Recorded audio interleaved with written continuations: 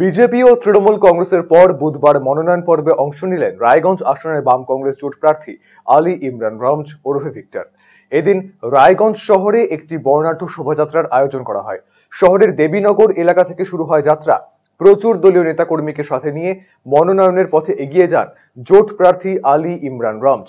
তার সাথে উপস্থিত ছিলেন কংগ্রেসের জেলা সভাপতি মোহিত সেনগুপ্ত এবং সিপিএম এর জেলা সম্পাদক আনোয়ারুল হক সহ এক ঝাঁক নেতাকর্মীরা।